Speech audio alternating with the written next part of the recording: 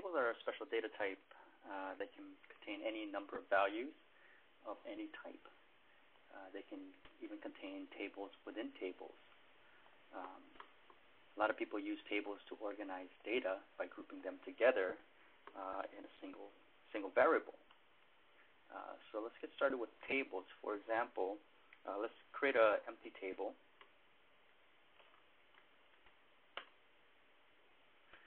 And here, if we get the count of the number of elements in the table,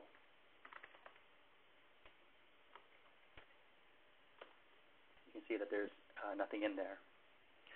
If we return the table, we can see that the table is defined as a table, and all we get is like a memory address for the table. So let's go ahead and put some values in the table.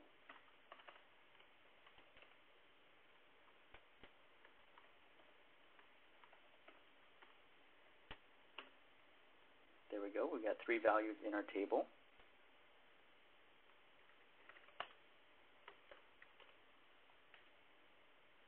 And we can see the variables by using the table.concat method.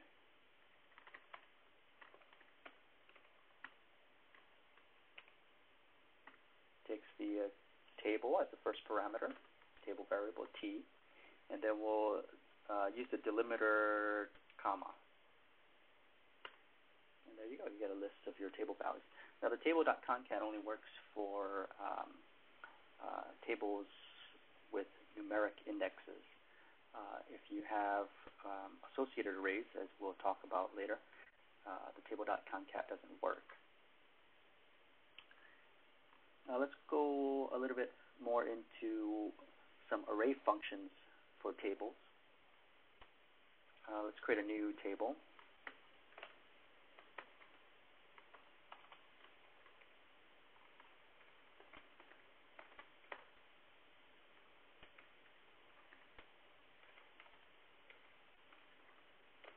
So we have a table with 3 elements.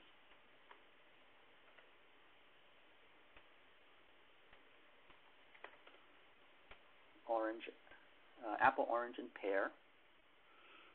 We can return the value of, let's say, the first element, which is apple, by doing t and in brackets the index, which is 1, since it's the first element of the table. That'll return apple. If we want to append a new element to our array, we can do it in a couple of ways. We can increment the index.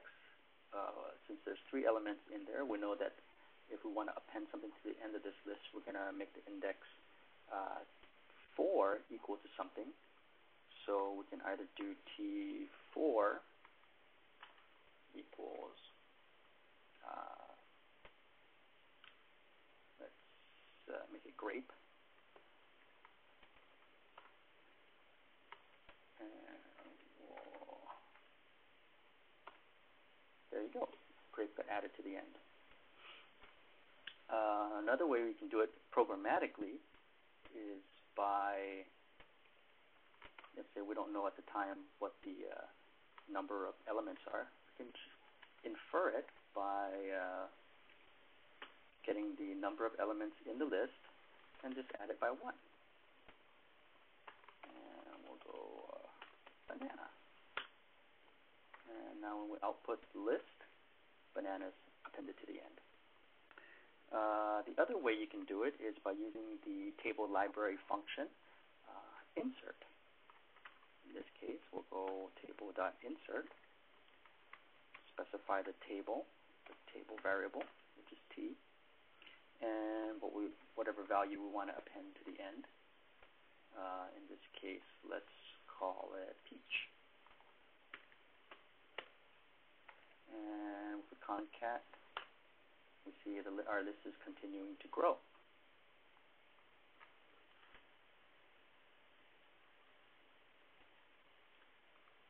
Let's see here.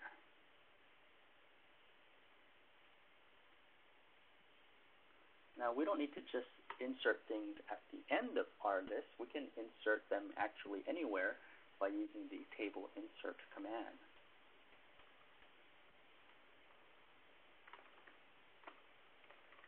So let's say we want to add something between orange and pear. Specify our table variable t, and we'll specify the position. In this case, we want it to be in the third position, which is after orange. So we'll specify 3, and then we'll put a new fruit in here.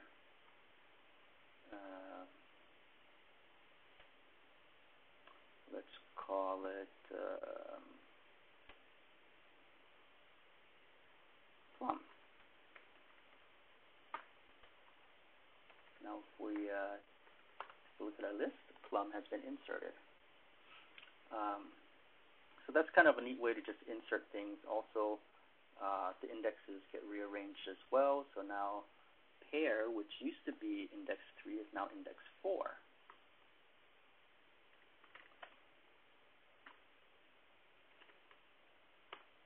There's pear. So that's pretty useful.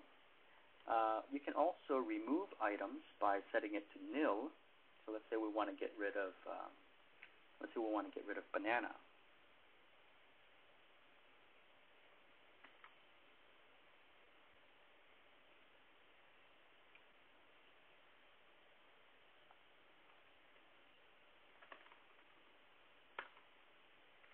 Now when we concat, our banana is gone. The other way we can do it is by using the table.remove function. And we'll specify, let's see, banana is gone, so let's get rid of plum, which is index 3. There you go. So now we only have 4 items in our list, or in our array. Another neat function that you can perform on arrays is you can actually sort the array by the values.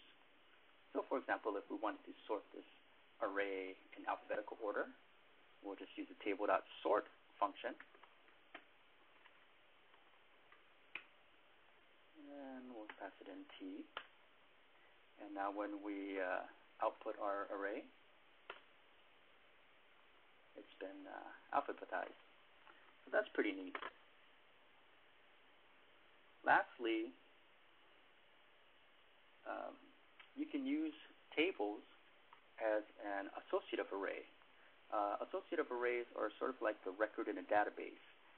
They're key value pairs, which the key is sort of like the field name, and the value is the value that's stored in the database. So for example, let's reinitialize our table. And this time, instead of just passing in values, we'll pass in key value pairs. So in this case, like a database, we'll go name, and we'll put in a name.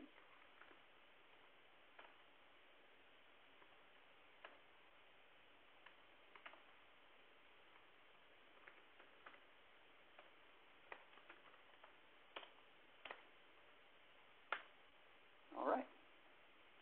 So now, for example, we can access any of these key values by typing in t dot and then the key name. In this case, let's get my name out. Let's get my age out. And let's get my hobby out.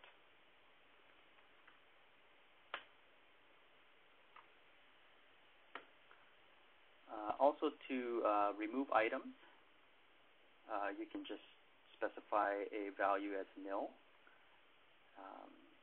The table.remove doesn't work because there are no indexes, numeric indexes. And that's all we have for tables today. We'll go in a little bit more detail in some more table functions in our next lesson.